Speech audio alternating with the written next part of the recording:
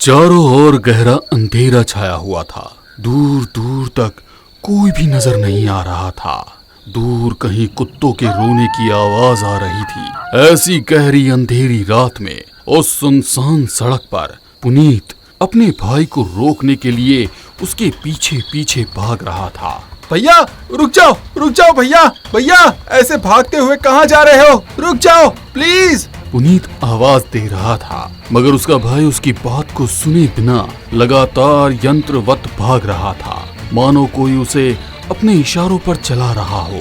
वो भागते हुए एक मल्टी स्टोरी बिल्डिंग पर चढ़ गया जिसका काम अधूरा पड़ा हुआ था। पुनीत भी हांफता हुआ उसके पीछे भाग रहा था। मल्टी स्टोरी बिल्डिंग के टेरेस पर चढ़कर पुनीत का भाई वहां से कूद गया।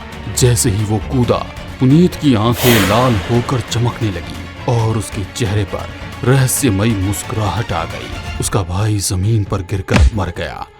चारों तरफ खून ही खून फैला हुआ था। पुनीत नीचे आकर उसका बहता हुआ खून हाथों से समेट कर पीने लगा। तभी अचानक उसकी माँ उसे आवाज देने लगी, पुनीत उठ जा बेटा पुनीत। माँ की आवाज सुनकर पुनीत पीछे मुड़कर देखने लगा।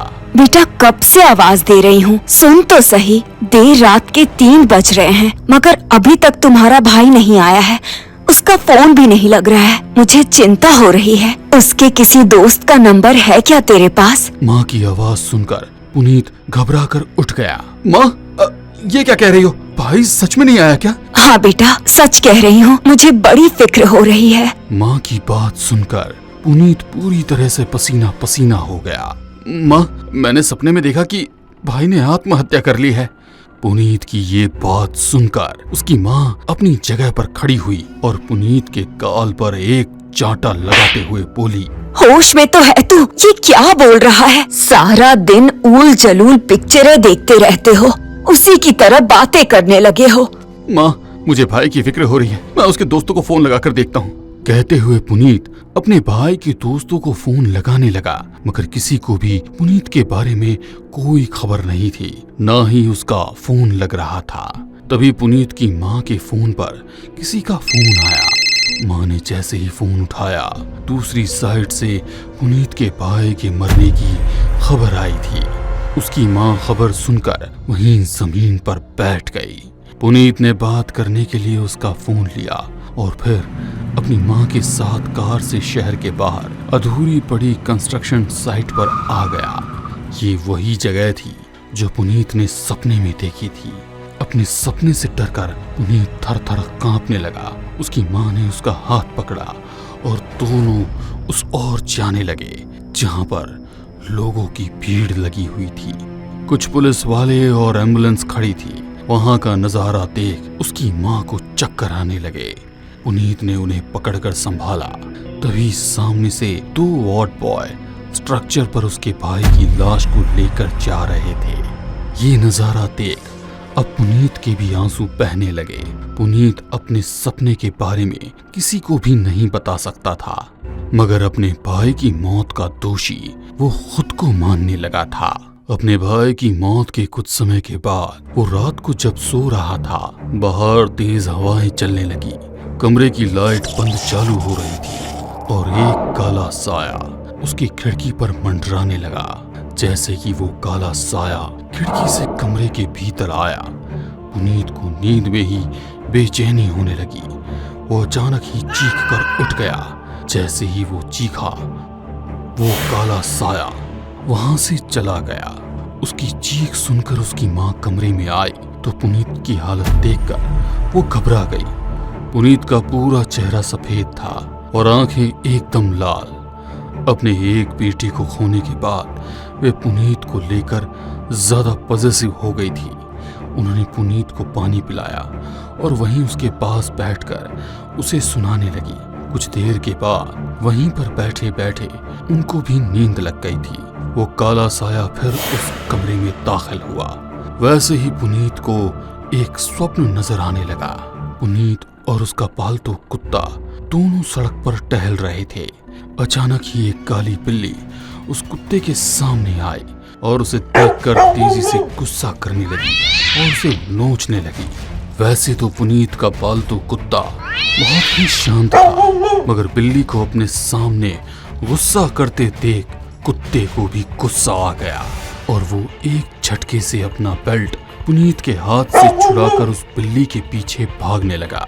पुनीत भी अपने कुत्ते को पकड़ने के लिए उसके पीछे पीछे भागने लगा, मगर अचानक तभी सड़क पर कहीं से ढेर सारी कार आ गई और पुनीत उस पूरे ट्रैफिक में फंसकर रह गया। उसका कुत्ता उस काली बिल्ली का पीछा करते हुए उसकी नजरों से दूर हो चुका था। वो जैसे तैसे गाड़ियों के बीच से निकलकर उसकी ओर जाने लगा। तभी अचानक उसकी आंखों के सामने एक रॉन्ग साइड से आती हुई कार ने उसके कुत्ते को पूरी तरह से कुचल दिया। अपने प्यारे कुत्ते का ये हश्र देखकर पुनीत रोने लगा।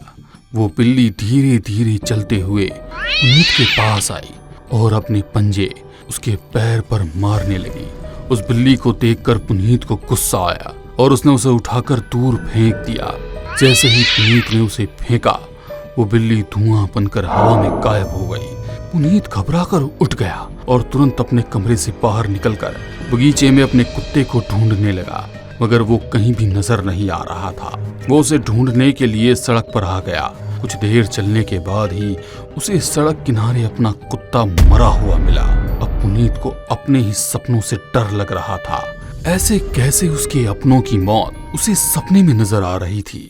अगली सुबह जब उस अपनी माँ को अपने सपने के बारे में बताया तो उसकी माँ बोली, बेटा, शायद अपने भाई की मौत का तुझे ज्यादा ही अफसोस हो रहा है। इतना मत सोच, ये सब एक इत्तेफाक भी हो सकता है। नहीं माँ, भाई की मौत के बाद तो मुझे लगा था शायद इत्तेफाक होगा, मगर ये इत्तेफाक नहीं बल्कि हकीकत है। मुझे इस तरह के सपने क्यों आ रहे हैं माँ?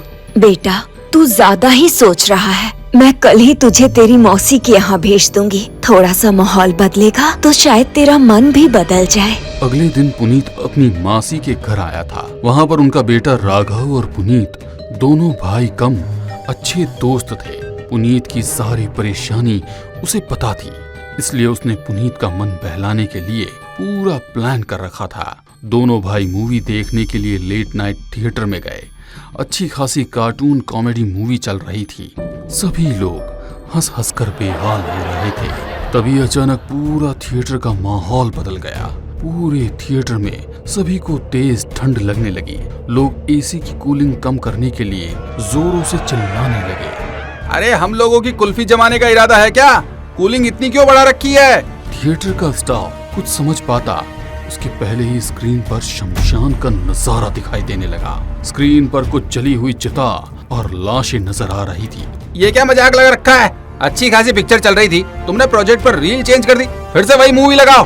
लोग चिल्ला रहे थे, मगर तभी जलती हुई चिता में से एक लाश उठकर खड़ी हो गई और स्क्रीन से बाहर निकलकर धीरे धीरे पुनीत की ओर बढ़ने लगी। वो पुनीत के ठीक पास में आकर बैठ गई। पुनीत जोर से चीख पड़ा। जैसे ही वो चीखा, उसके भाई ने उसे हिलाया। क्या हुआ पुनीत? कोई परेशानी है क्या?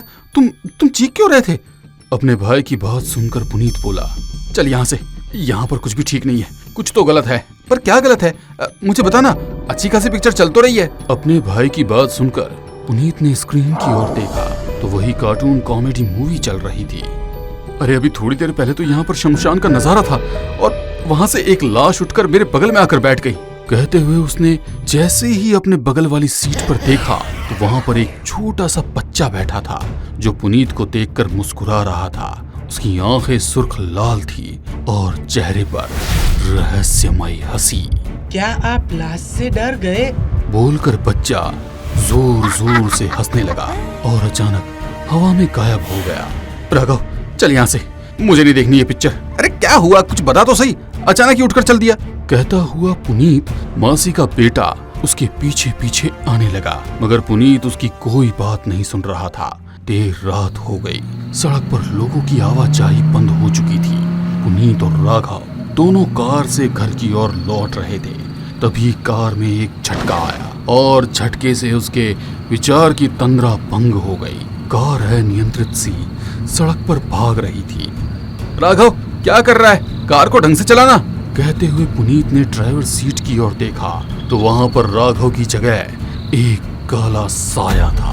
वो पुनीत की ओर देखकर हंसने लगा। पुनीत तेजी से चीखकर उसे कार रोकने के लिए कह रहा था, मगर वो साया कार को तेजी से भगा रहा था। पुनीत चलती हुई कार में से नीचे कूद गया। वो साया हवा में उड़ता हुआ उसके सीने पर आकर बैठ गया और उसकी छाती को अपने बड़े बड़े नाखूनों से चीर दिया। कौन हो तुम? मेरे पीछे क्यों पड़े हो? मैंने तुम्हारा क्या बिगाड़ा है? क्या हुआ? कौन है और किसका तूने क्या बिगाड़ा है? राघव के बोलते ही पुनीत मानो होश में आया हो। वो अपने आप को देखने लगा। खुद को ही सही सलामत पाकर उसने गहरी सांसें ली। राघव, मुझे ना जाने क्या हो गया है, ना जाने क्या क्या नजर आता है। कहीं मैं पागल ना हो जाऊं भाई। रिलैक्स यार, ज्यादा स्ट्रेस मत ले। अभी कुछ समय पहले ही तेरा हार्ट ट्रांसप्लांट का ऑपरेशन हुआ है। मासी एक बेटे को तो वो खो चुकी है। यदि तुझे कुछ हो गया तो वो नहीं जी पाएगी, इसलिए खुद को इन सारी टेंशन से दूर रख। दोनों घर आ चुके थे। पुनीत, राघव दोनों एक ही कमरे में सो रहे थे। राघव को तो सोते ही नींद आ गई, मगर पुनीत की आंखों से नींद पूरी तरह गायब थी। आधी रात के वक्त कमरे की खिड़की पर दस्तक हुई। उस दस्तक को सुन पुनीत खिड़की की ओर देखने लगा।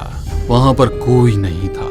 दोबारा जब दस्तक हुई तो वो अपनी जगह से उठकर कमरे से लगी हुई बालकनी में पहुंचा। कोने में एक लड़की अपना सिर घुटने में डाले रो रही थी। कौन हो तुम और इस तरह यहाँ क्या कर रही हो? मेरे पास तुम्हारे सभी सवालों के जवाब है, बस तुम्हें मेरे साथ आना होगा। उस लड़की की बातों में ना जाने कैसा सम्मोहन था कि पुनीत उसके पीछे पीछे चल पड़ा। दोनों घर की छत पर आ चुके थे। मेरा नाम यशविनी है। मुझे पता है कि आजकल आपको अजीब अजीब से ख्वाब दिखाई देने लगे हैं। उन ख्वाबों के चलते आप अपनों को खो रहे हैं। आप उन सपनों के बीच भंवर में फंस कर रह गए हो। एक सपना और उसके बाद दूसरा सपना। क्या सपना है और क्या हकीकत? ढेर सारे सवाल हैं, मगर उसका कोई जवाब नहीं है तुम्हारे पास। बिल्कुल सही कह रही हो तुम। यही सब तो हो रहा है मेरे साथ। मैं बहुत परेशान हो चुका हूँ। क्या तुम्हारे पास कोई उपाय है? मगर मैं तो तुम्हें जानता भी नहीं। फिर तुम्हें मेरे बारे में सब कुछ कैसे पता है? तुम्हें इसके बारे में राघव ने बताया ना? आप मुझे नहीं जानते, मगर मैं आपको जानती हूँ। आपके सीने में मेरा ही दिल धड़क रहा है। जिस दिन आपका ऑपरेशन होने वाला था, उस दिन मैंने छत से कूदकर सुसाइड किया था। मुझे बचाने की नाकामयाब कोशिश करने के बाद डॉक्टर के दिमाग में अचानक ही एक आइडिया आया और उन्होंने मेरा दिल निकालकर आपके सीने में लगा दिया। मैं तो नहीं बच सकी, मगर मैं आज भी आपके रूप में जिंदा हूँ। मेरे पास ही आपकी समस्या से निकलने का समाधान है। तो तुम मुझसे क्या चाहती हो?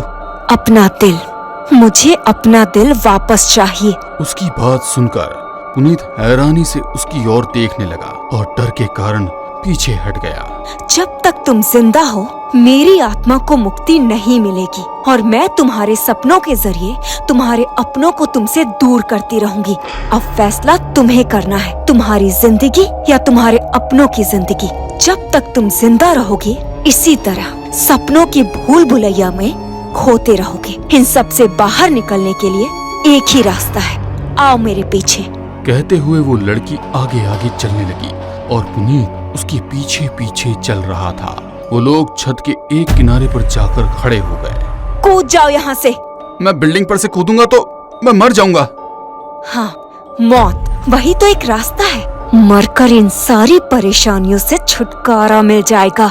सोच लो, तुम्हारी या तुम्हारे अपनों की मौत। कहते हुए लड़की हवा में उड़ने लगी थी। पुनीत को कुछ समझ नहीं आ रहा था कि वो क्या करे। एक और वो सपनों की दुनिया से परेशान हो चुका था। दूसरी तरफ यदि वो जिंदा रहता तो उसके अपनों की मौत निश्चित थी। अब सिर्फ एक ही रास्ता नजर आ रहा था और वो थी मौत। पुनीत उस बिल्डिंग की छत से कूदने ही वाला था कि राघव ने आकर उसका हाथ पकड़ लिया। मुझे जाने दो। मेरी मौत ही सारी समस्याओं का एकमात्र समाधान है। जिसका दिल मेरे सीने में धड़क रहा है, वो मुझे जिंदा नहीं रहने देगी। राघव ने पुनीत की एक भी बात नहीं सुनी और उसे अपने साथ लेकर नीचे आ गया। अगली सुबह जब घर के लोगों को पुनीत ने रात की सारी बात बताई तो उन लोगों ने उस लड़की की मुक्ति के लिए पूजा की और उस लड़की की आत्मा को शांति मिल गई। उसके बाद पुनीत को कभी भी पूरे सपने नहीं आए।